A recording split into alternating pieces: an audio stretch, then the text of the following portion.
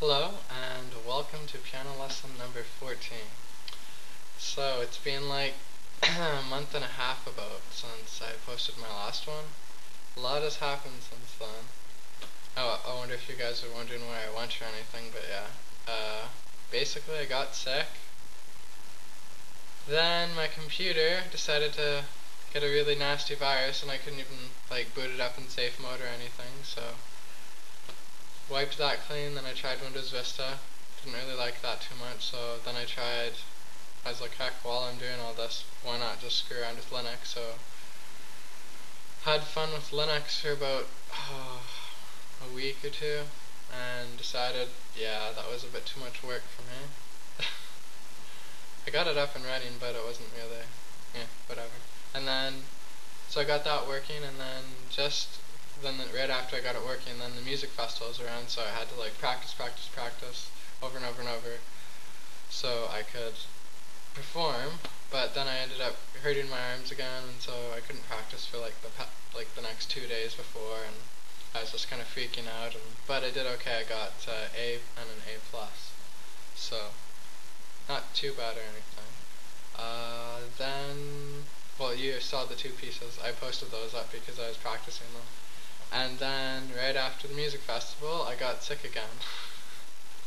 And I'm just fighting it off, so woohoo. I don't really have that much energy at the moment, but I guess I thought I owed you guys another video since it's been like a month and a half. So I was trying to come up with some ideas here, and I thought that one thing might be good to review is intervals. Review intervals and then introduce cadences, so that you guys could hear the cadences and maybe understand a little bit more in music what's going on. Okay. Oh yeah, and also my digital camera broke too. Not having a very lucky month here. So it broke, so now I'm reduced to this webcam that has no viewfinder. So if I totally missed my angle that I'm supposed to shoot at, just let me know.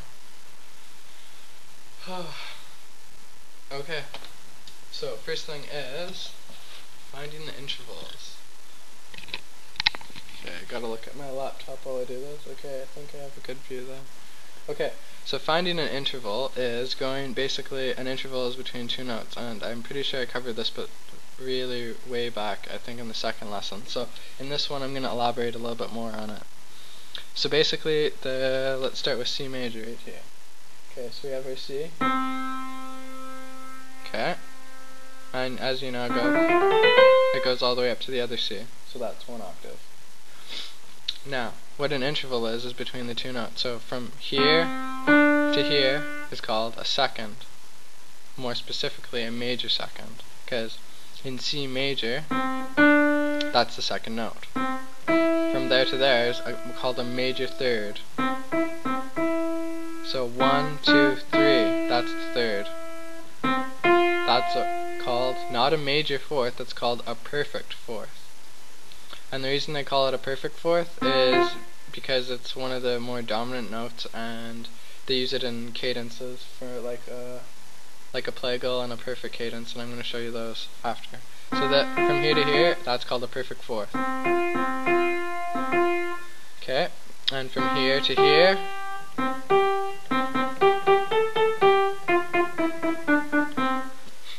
might recognize that. That is called a perfect fifth.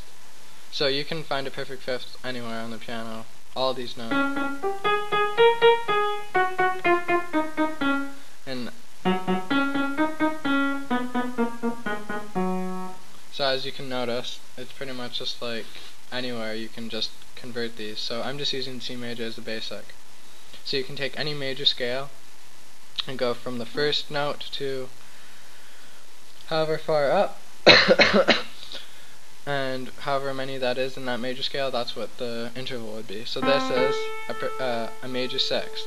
So the two perfect ones, as they call them, are the perfect fourth, the perfect fifth, and then it goes back to major sixth, major seventh, doesn't sound very good, and then perfect octave. That's just from note to note. So from C to C is a perfect octave. Now, it gets a little bit trickier when you're trying to do like the black notes and you add them in. So basically, for every major there can be a minor to it. So there could be a minor second. A minor second would be one semitone below a major second. That's a minor second. And this is a major second. That's a minor. That's a major. Okay, and this is a major. And that's a minor second. So it doesn't work, you know how there's flats and sharps, where this could, so if you're on this note and you go up, that's a D sharp, and you're on the E and then it goes down, that's a B flat, E flat. But there's no back and forth, it's just, if you're starting on C and you go to this key, the E flat, that is always going to be a minor third. So, I'm going to post a link to like a chart that shows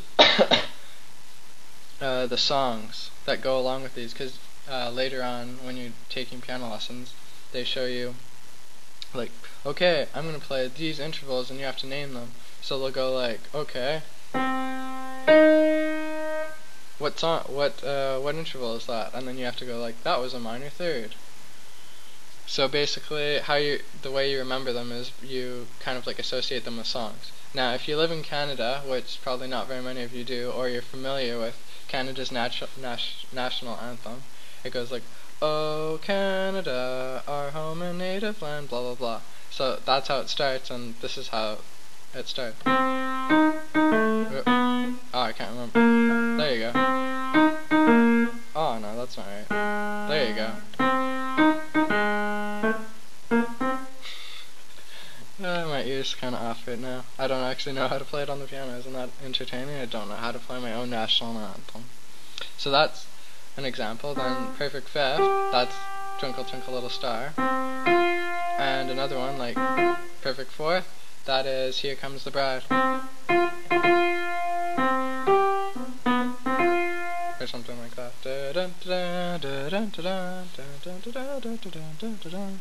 Kind of like that. So I'll attach the chart, give you a link. You guys can review all those.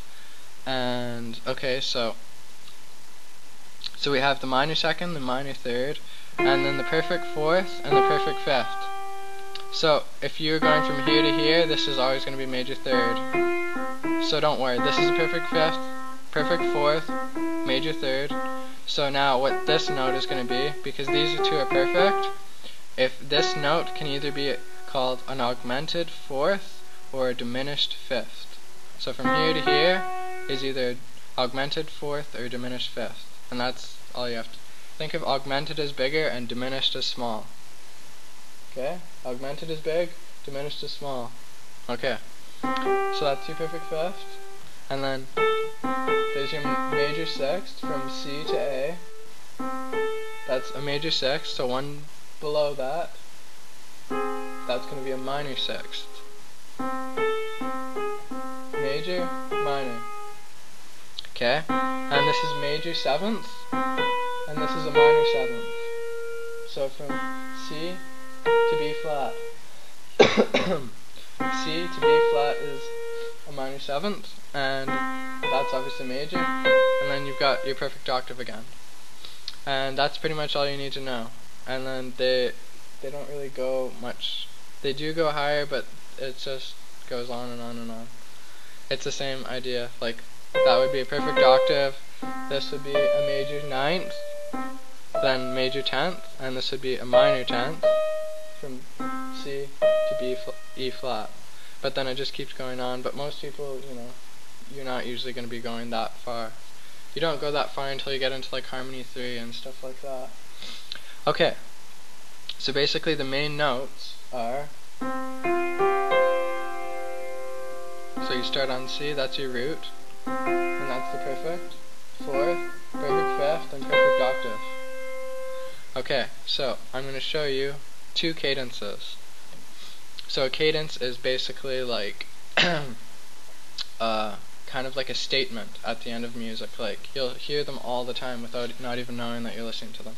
There's like hundreds and hundreds of different cadences out there, but the main basic ones are what's called a perfect cadence, and that is called 5-to-1. So that is the perfect fifth. So you use the 5 chord going into the 1 chord. So that would sound like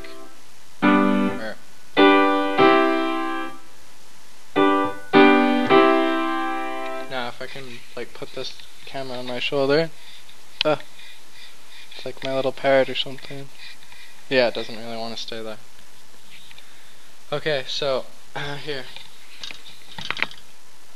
Okay, I don't know if you can see, but if I went from 5, so I'm playing a G, a B, a D, and a G.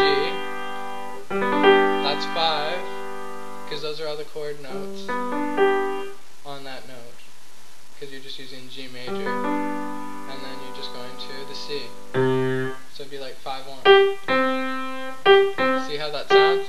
So we just add a whole bunch of notes, that all the chord notes that go with that.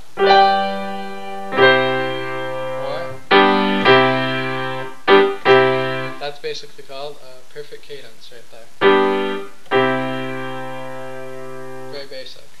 Okay, and the other one is called the plagal.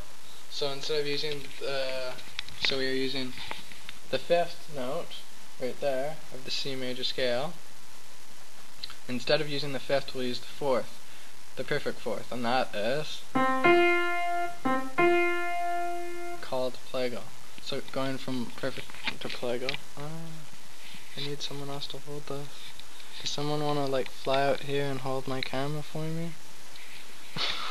Actually, I could just ask like my brother or something, but yeah. Okay.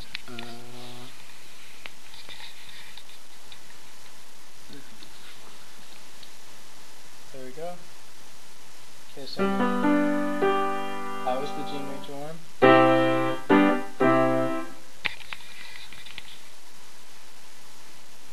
So G.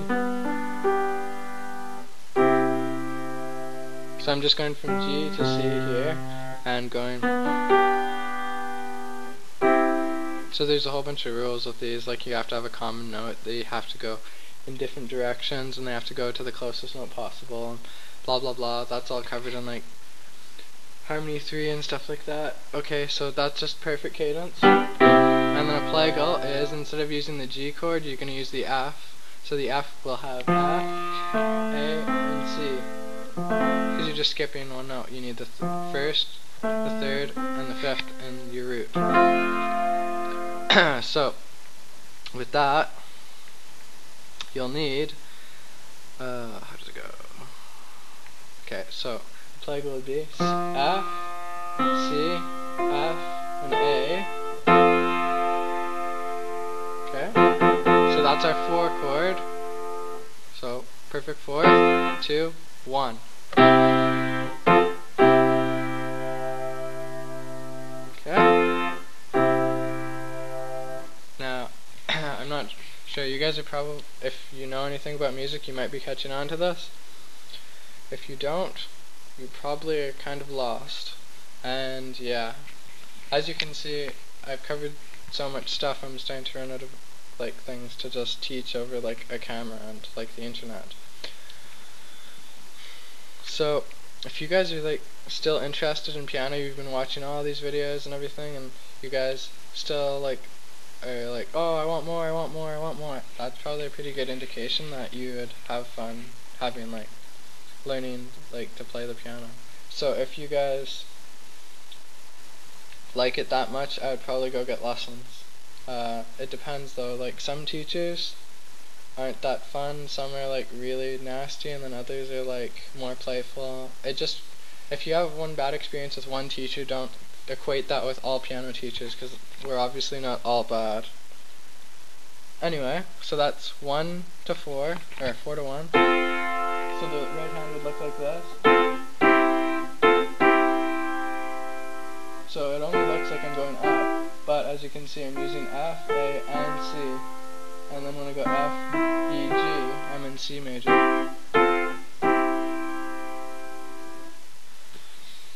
Okay. First time I think that was kind of boring. don't really. The next one I'm gonna shoot has to do with like composers. So I'll probably give like a little background on each composer. Like the styles of music, like list A music, list B music, other stuff like that. Yeah. I'm just like looking at my laptop over there, reading off of there. So I'll be looking at like Bach, Beethoven, and Chopin mostly. Maybe a little bit of Debussy, touch on Rachmaninoff, hopefully. Who knows? Okay, so that's it. I'll see if I can put another one up there in a few more days, and hopefully I have a bit more energy by then. Okay, happy practicing, and I'll see you guys later.